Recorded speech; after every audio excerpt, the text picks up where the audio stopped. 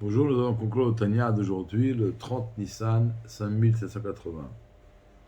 Hier, nous avons parlé de deux niveaux d'amour dans la crainte inférieure, deux niveaux de crainte inférieure, Prinat Katnut, un niveau qui est petit, un niveau qui est grand, chacun en fonction de qui est-ce qui va développer cette crainte. Aujourd'hui, l'Admour Aken va commencer à parler de l'amour de Dieu, et il dit que dans l'amour de Dieu, il y a également deux niveaux. Alors, il y a un niveau qui s'appelle Ahava Rabba, qui est tout simplement l'amour Betanugim, l'amour à un juif, à une jouissance extraordinaire d'Akadosh Baruch.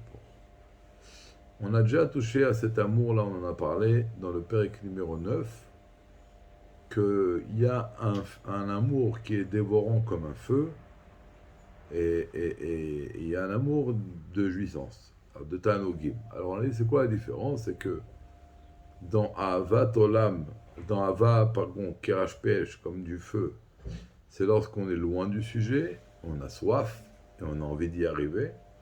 Et Ahava Betanogim, c'est quand on est dans le vif du sujet. Alors, a priori, c'est lié aux grands tzadikim qui sont complètement fusionnés avec la divinité. Maintenant, le premier niveau de ce niveau-là de Amour Betanogim, l'Admour Aken dit que c'est un niveau d'amour qu'on ne peut pas accéder avec nos propres efforts.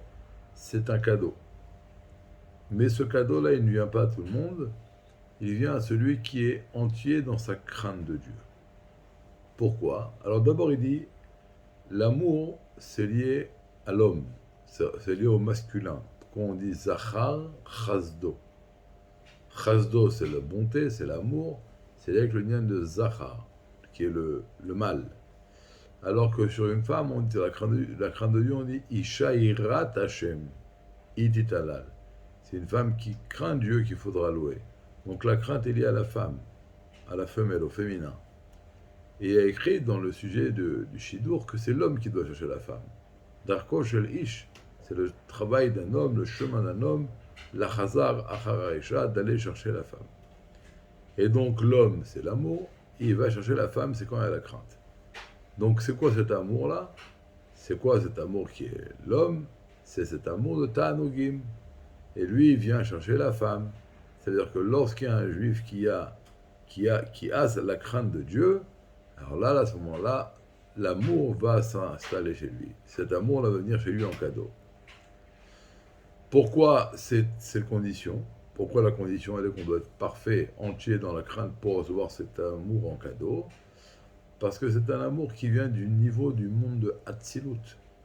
Et le monde de Hatzilut, c'est le monde de l'annulation totale à Kadosh Baruch Hu. Et donc, pour recevoir cet amour, il faut être complètement annulé.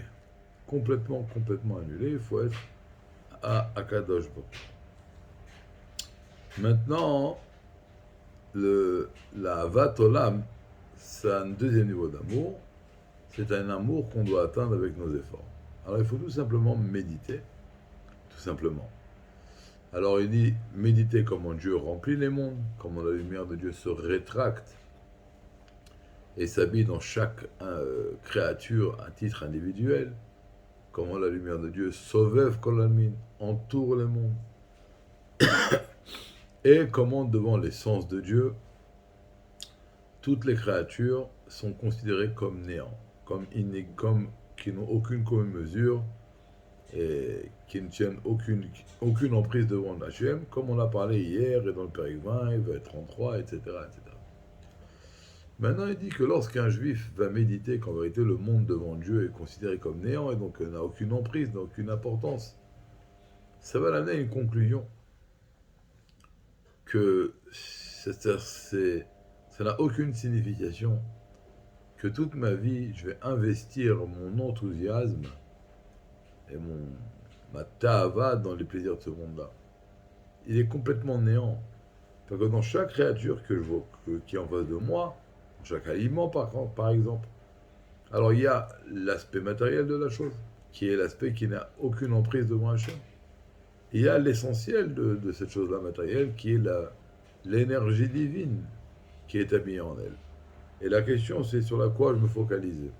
Est-ce que je me focalise sur l'aspect matériel de la chose ou sur l'énergie divine qui est en lui? Ça, on dit, regarde, j'ai mis devant toi la vie et le bien, la mort et le mal, choisis la vie. Alors, on ne peut pas essayer de choisir la vie. Qui va choisir? Vous connaissez une personne qui va choisir de mourir? On dit non, lorsqu'il y a quelque chose devant toi, encore une fois, par exemple, un aliment, le côté matériel, c'est le côté mortel qui est en lui. Le côté divin, la divinité qui est en lui, c'est le côté vital qui est en lui. Choisis la vie. Focalise-toi sur la divinité qui est en chaque chose et non sur l'aspect matériel qui est dans chaque chose. Après, l'amour à laquelle il termine aujourd'hui, il dit même celui qui n'a pas de plaisir de ce monde, il pourra également réussir à développer un amour pour Akadosh. Là, c'est une phrase extraordinaire. Il faut savoir une chose.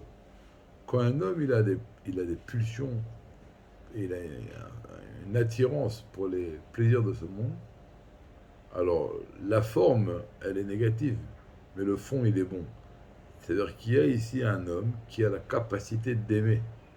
Et donc, ce qu'il faut juste, c'est focaliser cet amour qui ne va pas être investi dans les plaisirs de ce monde, mais dans la Torah. Alors que s'il y a une personne qui est froide, qui est indifférente, même aux plaisirs de ce monde-là, alors ici, on va devoir s'occuper d'une personne un peu plus compliquée, qui est froide, qui rien n'attire, et donc, de la même façon qu'il n'a pas de sentiment, il n'a pas de pulsion pour le monde matériel, ça va être plus compliqué de créer chez lui une attirance et des pulsions pour la divinité. Alors que quelqu'un qui a déjà cela pour les plaisirs de ce monde, il faudra juste canaliser. Et on a donc ici déjà à la base un point d'ouverture assez particulier et qui est favorable. Et ça, c'est une phrase extraordinaire. Alors donc, on va conclure le Tanya d'aujourd'hui. Il y a l'amour extraordinaire qu'on reçoit en cadeau. Bon, ça on en parlera plus tard. Il y a l'amour que nous devons développer avec notre réflexion. Mais Malé Kolamin, Sovev Kolamin, et comment devant Dieu tout est considéré comme néant. Et donc ça va nous amener à être moins investis dans les plaisirs de ce monde, plus investis dans la divinité. Et savoir que le fait qu'on ait des pulsions pour le monde matériel, c'est un point d'ouverture favorable. Ce qu'il faut, c'est prendre cette énergie et la canaliser dans la Kedusha. Voilà, je vous souhaite un très très bon Rosh Chodesh, un très bon mois. Et Bezrat Hashem, nous continuerons demain. Kol Tov.